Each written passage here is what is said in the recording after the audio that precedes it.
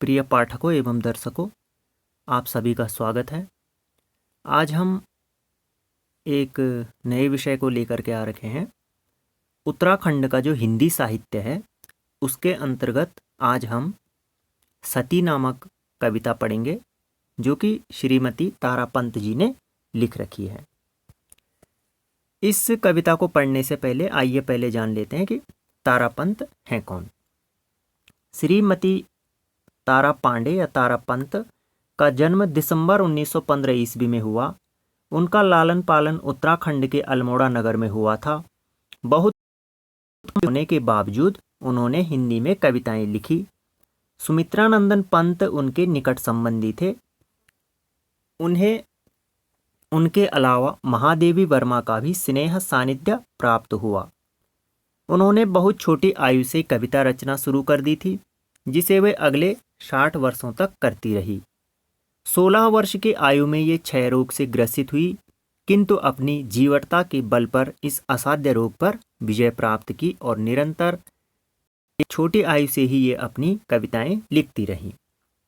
1942 में उन्हें अपने संग्रह आभा के लिए शेखसरिया पुरस्कार मिला और 1998 में उत्तर प्रदेश हिंदी संस्थान का साहित्य भूषण सम्मान तथा केंद्रीय हिंदी संस्थान का सुब्रमण्यम भारती पुरस्कार उन्हें प्राप्त हुआ। उनकी अनेक रचनाएं प्रकाशित हुई, जिनमें प्रमुख हैं वेणुकी, अंतरंगिणी, विपंची, काकली, सुघोष, मणिक पुष्प, पुष्पहास, स्मृति सुगंध तथा छिन्न तूलिका और सांझ इत्यादि।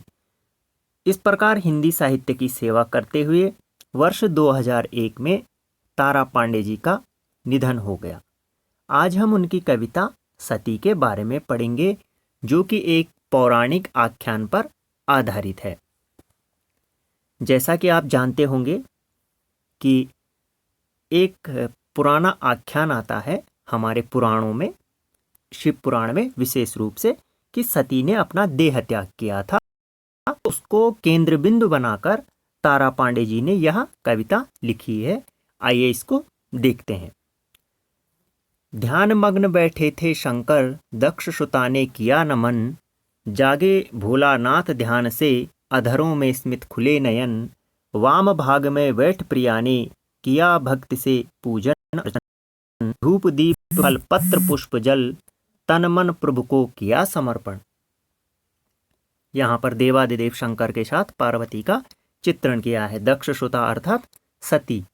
ध्यानमग्न बैठे थे शंकर, दक्ष सुता ने किया नमन। दक्ष सुता अर्थात सती, माफ कीजिएगा, पार्वती नहीं, दक्ष सुता सती ने किया नमन।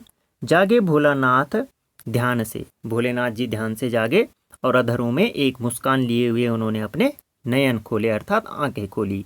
वाम भाग में बैठ प्रिया ने, किया भक्ति से पूजन अर्चन। और बाएं भाग में सती ने बैठ करके उनका पूजन अर्चन किया। धूप दीप फल पत्र पुष्प जल तन मन सब प्रभु को समर्पित किया। सदा ध्यान में बहटे रहते, जपते शिव जय जय श्री राम। देवादिदेव हैं स्वयं प्रभु, फिर किसका लेते सदा नाम। दक्ष नंदनी के संग शंकर भ्रमण कर रहे थे वन में। उधर ढूंढते जनक सुता को, राम करुण हो कर वन में। सदा ध्यान में बैठे रहते, जपते शिव जय जय श्री राम। हमेशा शिव शंकर जो हैं ध्यान में बैठे रहते हैं और प्रभु श्री राम के नाम का स्मरण करते रहते हैं। देवादिदेव हैं वे, कौन? जो शिव हैं वो देवादिदेव हैं, देवों के भी देवता हैं। स्वयं प्रभु, फिर किसका लेते सदा नाम, वे नाम किसका लेते रहते हैं सदा। दक्ष नंदनी के संग शंकर भ्रमण कर रहे थे वन में। और दक्ष नंदनी जो सती थी उसके साथ शंकर जो थे वन में भ्रमण कर रहे थे अर्थात घूम रहे थे। उधर ढूंढते जनक सुता को, राम करुण हो। उस समय जो भगवान राम थे वो सीता के साथ वन में विचरण कर रहे थे। जय श्री राम कहा भोला ने, नमन किया फिर बारंबार। शंकित चित्त से देख रही थी पति का वह अद्भुत। जो सती थी वह अपने पति अर्थात शिव के व्यवहार को देख रही थी कि ये बार बार राम राम क्यों कह रहे हैं, जय श्री राम का जय घोष क्यों कर रहे हैं। महादेव हैं श्रेष्ठ सभी से, राम विरह से हैं अतिदीन, साधारण मानव वे भूखे, तीन लोक में ये प्राचीन। कि जो भगवान श्री राम है वे तो अत्यंत प्राचीन है तीनों लोकों में। जान गए मन की शंका को, विहस सती से शिव बोले। वे सती के मन की शंका को समझ गए कि ये भगवान राम के प्रति क्या सोच रही हैं। जाकर ले लो स्वयं परीक्षा, नयन तुम्हारे जो खोले।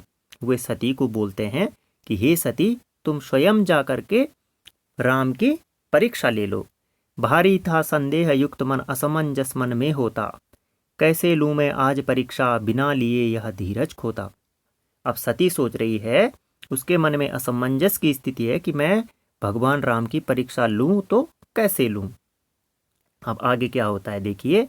बिना शंभु की आज्ञा के तब सती बनाया सीता वेश। बिना शिव की आज्ञा के उन्होंने शिव जी को नहीं बताया कि मैं इस तरह से उनकी परीक्षा लेने जा रही हूँ। बिना शंभु की आज्ञा के तब सती बनाया सीता वेश, सीता का वेश बनाया सती ने। उसी विपिन में गई धीर पद, जहाँ विचरते थे अवधेश। उसी विपिन में, अर्थात विपिन अर्थात जंगल में, उसी जंगल में गए जहाँ अवधेश विचरते थे। अवधेश अर्थात श्री राम जहाँ विचरण कर रहे थे। अनुज सहित करके प्रणाम, तब बोले शांत चित्त श्री राम। भातु फिर रही क्यों एकाकी, कहाँ रहे शिव पूर्ण काम। जब सती उनकी परीक्षा लेने के लिए उस जंगल में गई तो राम ने उनको पहचाना और उन्होंने कहा मातु की जगह, भातु की जगह मातु, क्षमा कीजिएगा मातु। मातु फिर रही क्यों एकाकी, तुम हे माता तुम इस जंगल में अकेले क्यों घूम रही हो। कहाँ रहे शिव पूर्ण काम, शिव शंकर कहाँ है। कंपित तन पीले पत्ते सा, मुख विवर्ण कुछ कह न सकी। कंपित तन, सती का शरीर जो था कांपने लगा और मुख जो था पीले पत्ते के समान हो गया, क्योंकि वह दंग रह गई थी कि इन्होंने मुझे कैसे पहचान लिया। चली शीघ्रता से दुखित हो, नहीं एक पल रुकी और वहां फिर सती जो थी भगवान श्री राम के सम्मुख नहीं रुकी, क्योंकि वह लज्जित हो गई थी। चकित भ्रमित भू पर गिर कर मूर्छित, दक्ष सुता कहती। चकित भ्रमित होकर के भू पर गिर गई, अर्थात पृथ्वी पर गिर करके मूर्छित जो दक्ष सुता थी अर्थात सती थी, वह कहती है महिमा अमित न जान सकी मैं, क्षमा करो पद रज गहती। कि मैं आपकी महिमा को न जान सकी, इसलिए मुझे क्षमादान कीजिए, क्षमादान प्रदान कीजिए। आंख खुली जब देव सती की, वहाँ ही था तब कोई। जब सती की आंखें खुली तो वहां पर कोई नहीं था। अपने ही अपराध बोध से दक्ष नंदनी मन में रोई। उसको अपराध बोध हो रहा था कि मैं ऐसा अपराध किया है, और वह अपने मन ही मन में रो रही थी, अर्थात उनको दुख हो रहा था। धीरे धीरे पति समक्ष जा, सती नमन करके बोली, जय हो हे देवादिदेव की। शिव ने तब आंखें खोली और धीरे धीरे वह अपनी पति के सम्मुख गई और जय हो देवादिदेव की बोला जब उन्होंने, तो तब शिव जी ने अपनी आंखें खोली। मुख पर थी विषाद की रेखा, सजल बने थे नील नयन। मुख पर जो थी विषाद की रेखा थी, दुख की रेखा थी, नैराश्य की रेखा थी। सजल बने थे नील नयन, सजल बने थे अर्थात आंखों में आंसू आ रहे थे नील नयन में। कांप रही थी देह लता, जो देह रूपी लता थी वो कांप रही थी। लता अर्थात जो बेल होती है वह कांप रही थी। शिव ने मूंदे निज लोचन, शिव ने अपने लोचन अर्थात आंखें बंद कर रखी थी। इष्ट देव हैं राम हम, जो राम है हमारे इष्ट देव, भगवान शिव शंकर कह रहे हैं कि राम जो है हमारे इष्ट देव हैं, और जो उनकी पत्नी सीता है वह जननी है, अर्थात वह माता है। सती बनाया वही रूप जब, अब कैसे जुड़ता नाता। जब तुमने वही रूप बना दिया तो अब हमारा तुमसे संबंध कैसे हो सकता है, क्योंकि तुम तो हमारे प्रभु श्री राम की भी माता हो गई, क्योंकि उन्होंने आपको माता कहकर पुकारा है। इस तन से अब रहेंगे यही प्रतिज्ञा करनी है, नभवाणी भी प्रतिध्वनि करती लाज सती की धरनी है। कि अब जो ये तुम्हारी काया है इससे हम नहीं मिलेंगे। सती बैठती सन्मुख पति के, वाम भाग रहता सूना। अपनी स्थिति को देख समझकर मन का दुख होता दूना। सती जो थी दिन प्रतिदिन वह दुखी रहने लगी। सुख दुख से ऊपर उठकर ही शिव समाधि में खो जाते। और जो शिव शंकर थे उनके लिए तो सुख भी वैसा ही था और दुख भी वैसा ही था। कोई प्रशंसा भी करता तो तब भी वे उसी स्थिति में रहते, और कोई उनको क्रोधित होकर अपशब्द भी बोलता तो उसी स्थिति में रहते। किंतु सती के मन के भीतर दुख के गहन जलद छाते। किंतु जो सती का मन था उसके भीतर दुख के बहुत घने बादल छा रहे थे, अर्थात वह अत्यंत दुखी थी। महिमा जान नहीं पाई मैं, इससे ही मन में ताप हुआ। चंचल मन की व्याकुलता से पृथचरण यह परिताप हुआ। मन की चंचलता के कारण ही मुझे यह अपराध बोध हुआ, यह अपराध मैंने किया। शांत चित्त से बैठे दंपति भक्ति कथा कहते सुंदर, अन्य मनस्क सती का था मन जान रहे थे शिव शंकर। शांत चित्त से जो है भक्ति कथा कह रहे थे शिव शंकर, लेकिन सती का मन तो कहीं अन्य चीजों में ही खो रखा था। एक दिवस यानों में चढ़ सब देव जा रहे नभ ऊपर, सती पूछती प्रभु यह कैसा कोलाहल होता मनहर। एक दिन क्या हुआ कि यानों में अर्थात वायुयानों में चढ़ करके सब देवता आसमान के ऊपर जा रहे थे। तो सती पूछती है कि प्रभु यह कोलाहल कैसा है, यह जो शोर शराबा हो रहा है यह क्यों हो रहा है। नीलकंठ तब हंसकर बोले प्रिय तुम्हारे पितृचरण करते यज्ञ महान आज हैं जाते वहीं देवतागण। तब नीलकंठ हंस करके बोले, नीलकंठ अर्थात शिव शंकर हंस करके बोले कि हे प्रिय सती, तुम्हारे पिता अर्थात दक्ष प्रजापति ने अपने यहाँ यज्ञ का आयोजन किया है, देवतागण उसी यज्ञ के लिए जा रहे हैं। सती दुखित होकर फिर बोली क्यों न बुलाया हमें वहाँ, वैर भाव है उनका मुझसे नहीं निमंत्रण दिया यहाँ। तो सती फिर भगवान शिव शंकर से बोल रही है कि उन्होंने हमें क्यों नहीं बुलाया, क्या उनका हमसे कोई वैर भाव है इसलिए उन्होंने हमें निमंत्रण नहीं दिया। दक्ष श्रुता उत्सुक जाने को बिना निमंत्रित माँ के घर, मन में अति संकोच हो रहा आज्ञा देंगे क्या शंकर। दक्ष सुता जो सती थी वह अपनी माँ के घर अर्थात अपने मायके जाने के लिए उत्सुक थी, क्योंकि एक स्त्री का स्वभाव होता है मायके से उसका प्रेम होता ही है, क्योंकि वहाँ उसका बचपन बीता होता है। तो मन में अति संकोच हो रहा आज्ञा देंगे क्या शंकर, क्या शिव जी मुझे जो मेरे पति हैं वो आज्ञा देंगे मुझे मायके जाने की। जाना नहीं चाहिए तुमको बिना बुलाए पितृगृह भी, किंतु तुम्हारी इच्छा जा सकती हो सभी कहीं। भगवान शिव शंकर उनको चेतावनी दे रहे हैं, उनको बता रहे हैं कि वैसे तो तुम्हें बिना बुलाए अपने पिता के घर नहीं जाना चाहिए, किंतु यदि तुम्हारी इच्छा है तो तुम जा सकती हो। संग तुम्हारे जाएंगे गण रक्षा जो कर सके तुम्हारी। अब शिव शंकर क्या बोल रहे हैं कि तुम्हारे साथ मेरे गण भी जाएं जो तुम्हारी रक्षा कर सके। सावधान रहना है तुमको कहीं अनर्थ न होवे भारी।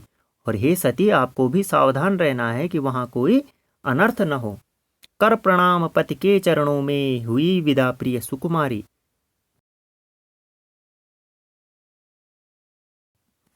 पति के चरणों में प्रणाम करके वहां से विदा हो गई। कहाँ के लिए, यज्ञ में भाग लेने के लिए।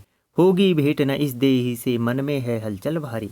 अब मन में हलचल हो रही है भारी कि इस देही से अब भेंट होगी कि नहीं होगी, क्योंकि शिव शंकर तो त्रिलोकीनाथ हैं, वे जानते हैं। अब आगे क्या होता है देखिए। दक्ष प्रजापति यज्ञ कर रहे सभी निमंत्रित आए थे, केवल शिव का स्थान नहीं था सती नयन भर आए थे। अब एक स्त्री का सबसे बड़ा अपमान क्या होगा जब उसके पति का कोई सम्मान नहीं करेगा। तो दक्ष प्रजापति ने सभी को बुलाया था, केवल एक शिव का ही स्थान नहीं था। हलचल थी कोलाहल था, बहनों का हास बिखरता था।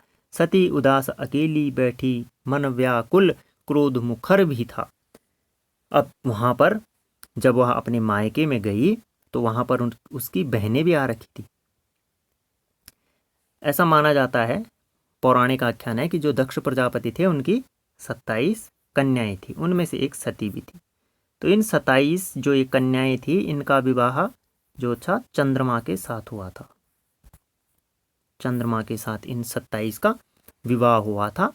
अब इसको यदि हम ज्योतिष से जोड़े तो ज्योतिष शास्त्र में इन्हीं 27 को नक्षत्रों के नाम दिए हैं, इसलिए ज्योतिष शास्त्र में इनको नक्षत्र भी कहते हैं। ये जो 27 कन्याएं हैं दक्ष प्रजापति की, ये 27 नक्षत्र माने जाते हैं और इनका विवाह चंद्र के साथ हुआ था, चंद्रमा के साथ इनका विवाह हुआ था। सभी बहनें आई थी, सती जो थी उदास होकर के अकेले बैठी थी और क्रोध भी आ रहा था। माँ की आंखें अश्रुपूर्ण थी, बाहें फैला कर गले लगाया, जननी से मिलकर शांति मिली पर कोई और न मिल पाया। क्योंकि सभी व्यस्त हो रहे थे, माँ से मिलकर के शांति मिली, लेकिन आंखों में अश्रु थे माता के, क्योंकि इतने दिन बाद पुत्री से मिलन हुआ था। हुई पिता से आज उपेक्षित, क्रोध जगा व्याकुल उर में, पति का यह अपमान दुसह है, अग्नि प्रज्वलित हो पुर में। अपने पति के अपमान को वह सहन नहीं कर पा रही थी और उसके हृदय में क्रोध जो था हिलोरे मार रहा था। यज्ञ हो रहा ज्वलित अग्नि में, किंतु सती का मन जलता। जो यज्ञ वह तो ज्वलित अग्नि में हो ही रहा था, क्योंकि अग्नि जली हुई थी अग्निकुंड में, किंतु उससे भी अधिक जो था क्या जल रहा था, सती का मन जल रहा था अंदर ही अंदर, कि मेरे पति का यह तिरस्कार, यह अपमान मैं कैसे सहन करूंगी। पश्चाताप हो रहा उर में, कैसा यह कुचक्र चलता। उसको पश्चाताप हो रहा था, वह सोच रही थी कि मेरे पति ने मुझे पहले ही कह दिया था कि सती तुम्हें वहां नहीं जाना चाहिए था, नहीं जाना है, लेकिन मैं उनकी आज्ञा के विरुद्ध फिर भी यहाँ आई। नीलकंठ की हुई अवज्ञा, अब क्या हुआ, नीलकंठ अर्थात शिवजी की अवज्ञा करके मैं यहाँ आई हूँ। नीलकंठ की हुई अवज्ञा, आज सती लेगी प्रतिशोध, प्रतिशोध लेगी। योग अग्नि में देह जल उठी, हुआ दक्ष के उर में बोध। योग रूपी अग्नि में जो थी वह देह जल उठी, किसकी, सती ने। सती जो है अग्निकुंड में उसने अपने आप को भस्म कर दिया, वह अग्नि में बैठ गई। हाहाकार हो गया भारी, शिवगण करते मख विध्वंस। हाहाकार, हाहाकार मच गया वहां। जो शिवजी ने अपने गण भेज रखे थे, उन्होंने वहां यक्ष के यज्ञ को विध्वंस कर दिया। मख, अब एक शब्द आया है यहाँ पर, मख। तो इस मख का जो अर्थ है वो है यज्ञ, या कोई भी जो धार्मिक कर्मकांड होता है यज्ञ या हवन से संबंधित, उसे मख कहते हैं, उसे कहेंगे हम मख। तो इसलिए यहाँ पर मख शब्द किया है। और ये इस यज्ञ, इस हवन को उन्होंने क्या कर दिया, विध्वंस कर दिया। त्याग गई थी सती देह को, पंख पसार उड़ गया हंस।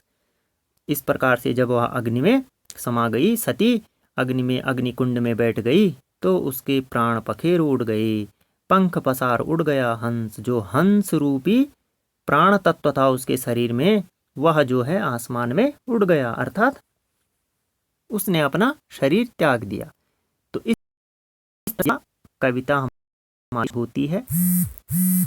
शिव ने क्यों त्याग किया सती का, सती ने क्यों अपना देह त्याग किया, किन कारणों से किया, उसकी सारी व्याख्या इस कविता में तारा पांडे जी ने कर रखी है। आपको यह व्याख्या कैसी लगी हमें ज़रूर अवगत कराएं अपने कमेंट में। यदि आपको अच्छा लगे तो आगे भी इस चीज़ को शेयर कीजिएगा। आप सभी का बहुत बहुत धन्यवाद। इतने पूरे मनोयोग से आपने इसको सुना, इसको पढ़ा, इसके लिए आप सभी लोगों का धन्यवाद।